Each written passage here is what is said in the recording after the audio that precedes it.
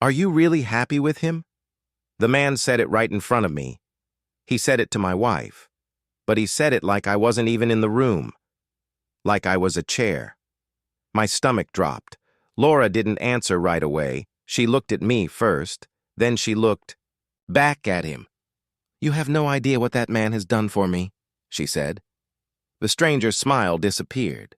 "Let me tell you why." I didn't understand yet why that question had hit me so hard. I would, before the night was over, but to get there you need to go back a few hours, and further back than that. My name is Michael. I'm 58. I spent my life as a mechanic, then ran a small building business. My hands are rough.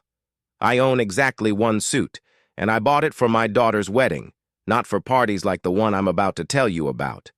My wife Laura is 55. She runs part of a company most people would find intimidating just to sit across from. When she walks into a room, people notice her. She has a way of listening to someone that makes them feel like the only person in the building. She still does.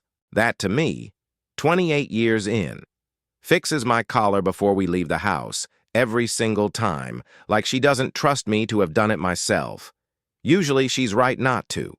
We've been broke together and scared together, and we've raised two kids who grew up watching us stay. None of that changes the fact that on paper we don't look like we belong together.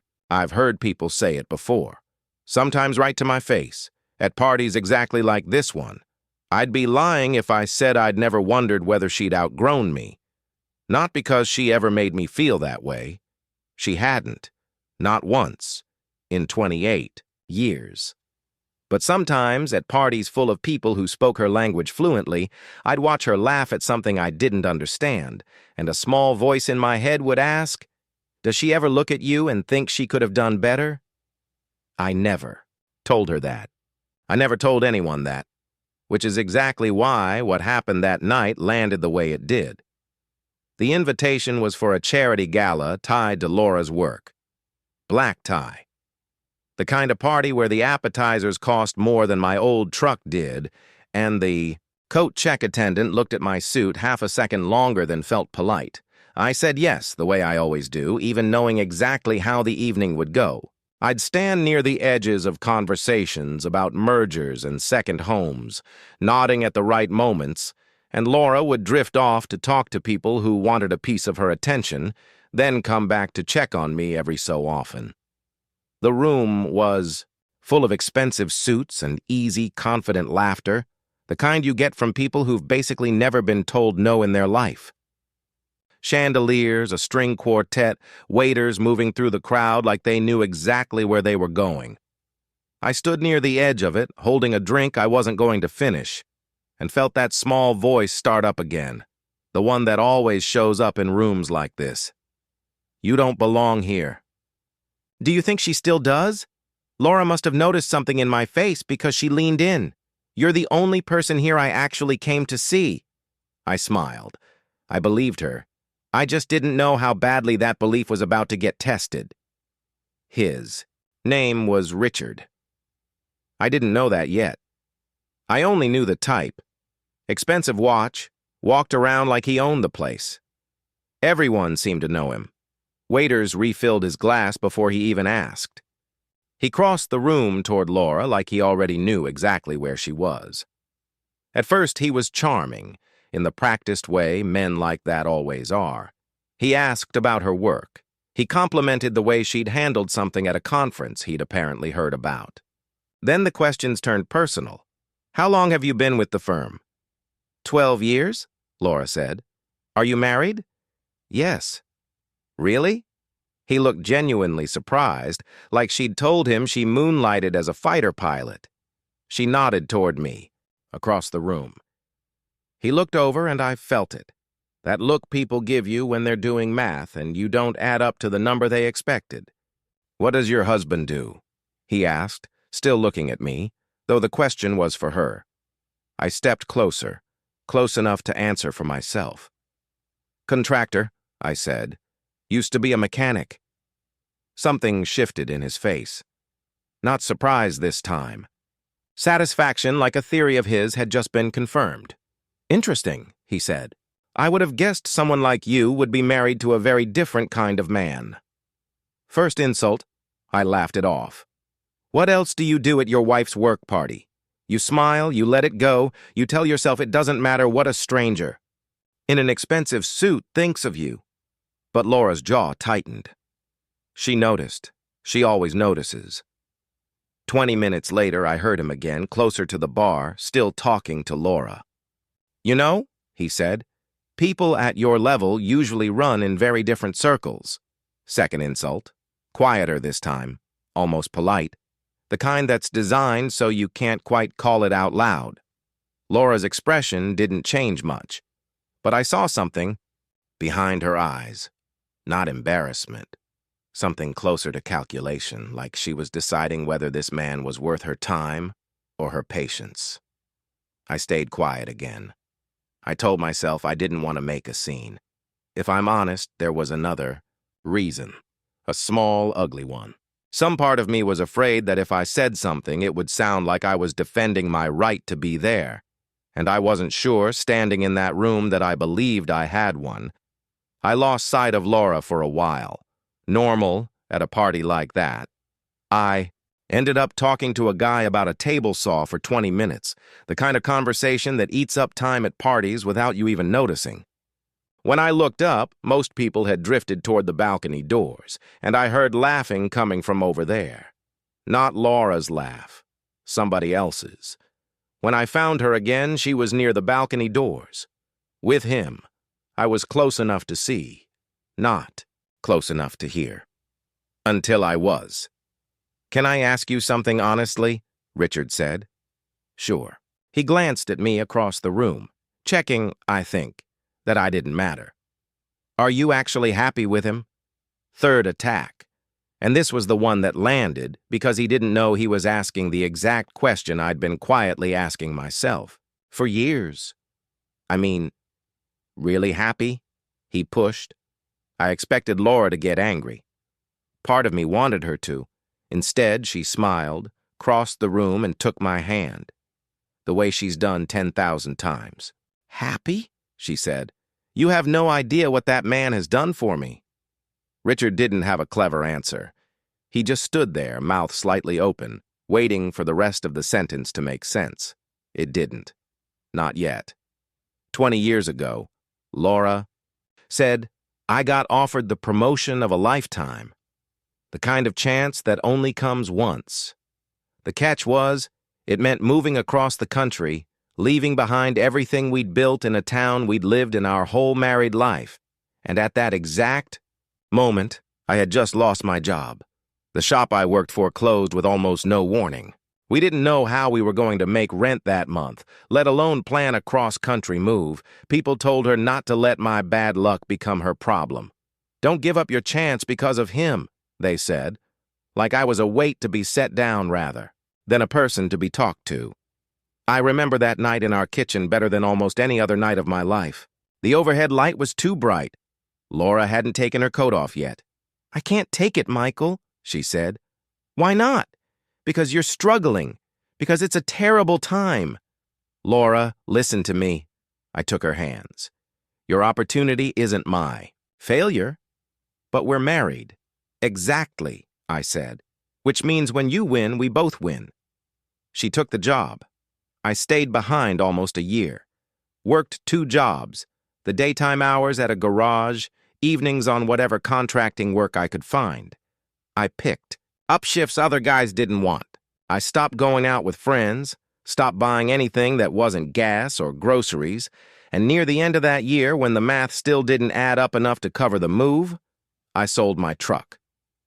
The one I'd rebuilt with my own hands over 6 winters, piece by piece, in a garage that smelled like motor oil. It was the one thing in the world that was completely mine. I never told her how much that truck meant to me. I didn't want her carrying that weight on top of everything else she was already carrying, 3,000 miles away, in a city where she didn't know anyone yet. Her first week out there, she called me every night, told me about the apartment. With the radiator that clanked all night, the commute she hadn't figured out yet, the co-workers whose names she kept mixing up. I could hear how tired she was underneath the details. I never let her hear how tired I was underneath mine. Richard went quiet. "You sold your truck," he said. Not even a question. I did. He looked at me differently, like he was seeing me for the first time all night. Richard thought the truck was the biggest thing I'd given up. He was wrong. There was a night, about 4 months into that year, that I'd never told Laura I remembered so clearly. I'd never told her because some memories feel like they belong only to you. It was almost midnight when the phone rang. She was calling from a city I'd never seen, from an apartment I'd never stood inside, and I could tell from the first word that she'd been crying. "I don't think I can do this without you," she said. "You can," I told her. "I don't want to." "I know." "Then why are you telling me to stay there without you?" I sat down on the floor of our half-empty house before I answered. Because I needed a second to find the words. Because loving you doesn't mean keeping you close, I said. Sometimes it means giving you room to become who you're supposed to be. And I'll be there. Just not yet. She was quiet a long time on the other end of that call, long enough that I thought the line had dropped.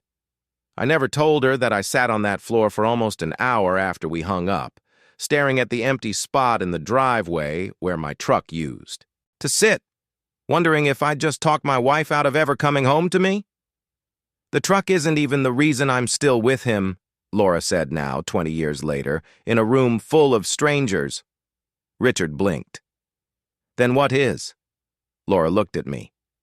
"Because he never once made me feel like I owed him for loving me." That sentence hit me harder than anything Richard had said all night. "When I came home successful," she went on, "he never brought up that year like it was a debt on a ledger. He never said I gave up my truck for this. He just said, I knew you could do it. Do you understand how rare that is? Most people who sacrifice something for you find a way to remind you of it eventually. Michael never has, not once, in 20 years. By now, the conversations nearby had gone quiet. The way a room goes quiet when everyone senses something real is happening. A few people had drifted closer, pretending to check their phones. Somebody near the bar had actually stopped talking. Mid-sentence. Richard felt it too. He had an audience now, and it wasn't on his side. "I didn't know," he said quietly. All the confidence had gone out of his voice. "That's the problem," Laura said. "You didn't know anything about us. You looked at him for 4 seconds and decided you understood our whole marriage. You thought happiness was something you could measure by a suit and a job title. I hadn't said much all night. It wasn't my fight to start, and Laura clearly hadn't needed my help finishing it, but I found my voice. You don't owe me an apology, I told him. He looked almost relieved, for about 2 seconds.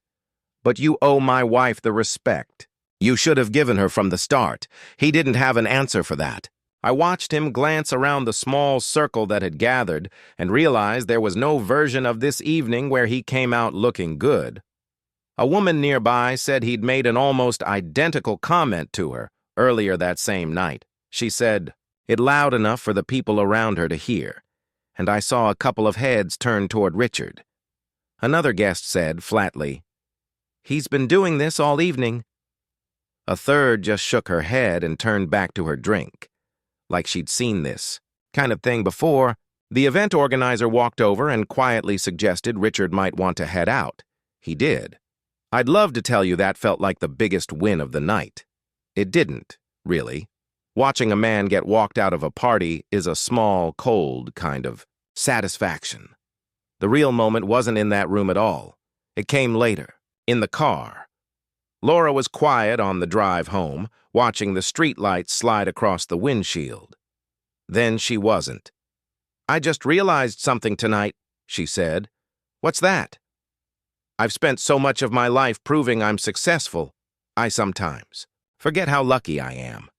"Lucky?" "Yes, because I got to spend all these years with you." I held her hand the rest of the way home and said nothing, because there wasn't anything I could say that would sound as true as that. 28 years. and she could still say something that made my throat tighten on a dark highway. But when we got inside, coats still on, standing in the kitchen where I'd once told her to go, I finally asked her the question that had been sitting in my chest since the balcony. "When he asked if you were happy with me," I said, "were you really that angry?" She smiled, shook her head. "No, you seemed angry." I was angry that he thought happiness was something he could measure just by looking at us from across a room. Then she looked at me the way she did the day we met, steady, unimpressed by anything I might say next, entirely certain. "You know why I'm happy?" "Why?" "Because after 28 years, you're still the person I want beside me when everyone else has gone home." I never told her about the small voice, the one that used to ask, in rooms exactly like that ballroom, whether she thought she could have done better. Standing in our kitchen, coats still on, I finally let it go quiet for good. I didn't need it anymore. Richard thought Laura had settled for me.